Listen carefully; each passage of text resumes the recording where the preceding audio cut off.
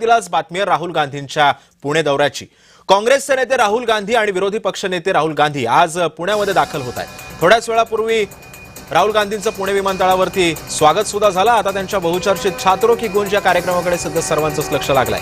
पुण्यातील SSPMS college ग्राउंडवरती आज राहुल गांधींची विद्यार्थ्यांशी सोबत संवाद साधणार। विशेष म्हणजे हा केवळ कार्यक्रम नाहीये, तर राजकीय भाषणाचा सुद्धा कार्यक्रम नाहीये। विद्यार्थिनींना थेट प्रश्न मांडण्यासाठीचं एक व्यासपीठ देण्याच्या उद्देशानं आयोजित केलेला हा कार्यक्रम आहे। शिक्षण, स्पर्धा परीक्षा, पेपरफुटी आणि या व्यवस्थेतील अनियमितता, वाढतं शिक्षण शुल्क, असुरक्षितता, समानता आणि करिअरच्या संधी अशा अनेक मुद्द्यांवरती विद्यार्थ्यांनी राहुल गांधींशी संवाद साधण्याची शक्यता आहे। पुणे पोलिसांनी या कार्यक्रमाला सशर्त परवानगी सुद्धा दिली असून आयोजकांवरती तब्बल 30 अटी घालण्यात आल्या। तसंच काल पुण्यामध्ये अभाविप विरुद्ध काँग्रेसच्या कार्यकर्त्यांमध्ये सुद्धा एक राडा झाला होता। मात्र आजच्या कार्यक्रमामध्ये राहुल गांधी काय बोलतात हे सुद्धा पाहणं महत्त्वाचं आहे।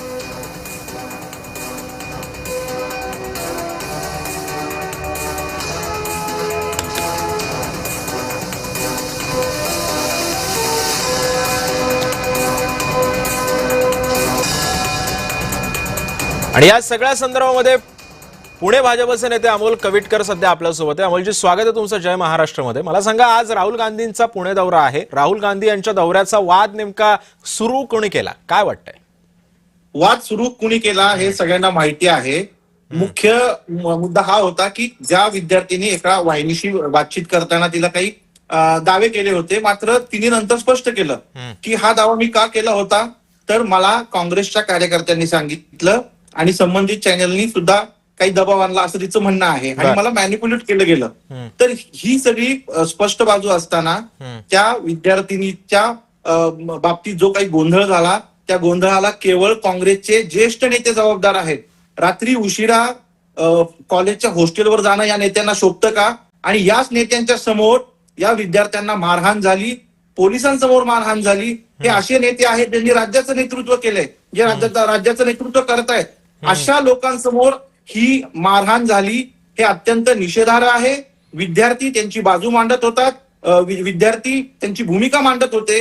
असं असताना थेट मारहाण करणं कितपत योग्य आहे, हा पहिला मुद्दा आहे आणि भारतीय जनता पार्टी या सगळ्या गोष्टीचा निषेध करते आहे। महत्वाचा मुद्दा म्हणजे पुण्यामध्ये आज सामूहिक वंदे मातरमचं गायन होतंय, ज्याला आताच आपल्याला माहिती आहे केंद्र सरकारने संपूर्ण वंदे मातरम गाण्याची नवीन आपला कायदा आणलेला आहे। तर त्या कार्यक्रमामध्ये खूप मोठ्या प्रमाणावरती पुण्यातले युवक युवती सहभागी होत आहेत।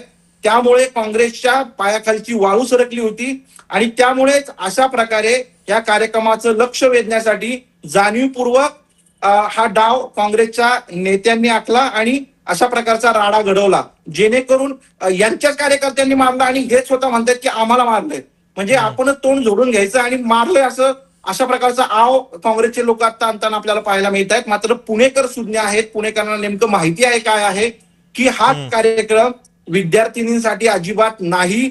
हा कार्यक्रम राहुल गांधींचं रिलॉन्चिंग करण्याचा कार्यक्रम आहे आणि रिलॉन्चिंग तरी किती वेळा करणार, हा सुद्धा काँग्रेसच्या नेत्यांना प्रश्न आहे। मात्र या सगळ्या मधलं अर्थकारण सुद्धा आपल्याला समजून घ्यायला हवं। ज्या पद्धतीनं सोशल मीडियावरती व्हिडिओ व्हायरल झाले, ज्या पद्धतीनं काही पेड PR करण्यात आला, ज्या पद्धतीनं इन्फ्लुएन्सरला पैशाचे आमिष दाखवण्यात आलं, या सगळ्या पार्श्वभूमीवरती एक गोष्ट नक्की आहे की यामध्ये खूप मोठ्या प्रमाणावरती पैसा ओतला जातोय आणि त्या ठिकाणी येणारे जे विद्यार्थी आहेत ते कोण आहेत आपल्याला हेही माहिती आहे। काँग्रेसचे 2 मोठे शिक्षण सम्राट या सगळ्या प्रक्रियेमध्ये आहेत आणि त्यांच्याच महाविद्यालयातल्या मुली, त्यांच्याच महाविद्यालयातले मुलं या ठिकाणी आणण्याचा प्रयत्न केला जाईल आणि दाखवलं जाईल की मोठ्या प्रमाणात युवकांचा प्रतिसाद मिळतोय। मात्र युवकांचा प्रतिसाद मिळत नाही। युवकांना माहितीये भारतीय जनता पार्टी नरेंद्र मोदीजी यांच्या नेतृत्वामध्ये कशा प्रकारे युवकांसाठी काम चालू आहे। शिक्षण व्यवस्था पूर्णपणे बदलली जाते। अमोलजी, तुम्ही सोबत राहा। माझ्यासोबत माझा सहकारी शुभम उमाळे सध्या आपल्यासोबत आहे। आपण कार्यक्रमाचे अपडेट घेऊयात। मी पुन्हा एकदा तुमच्याकडे येतो। शुभम, सध्या तू आता कुठल्या ठिकाणी आहेस आणि सध्या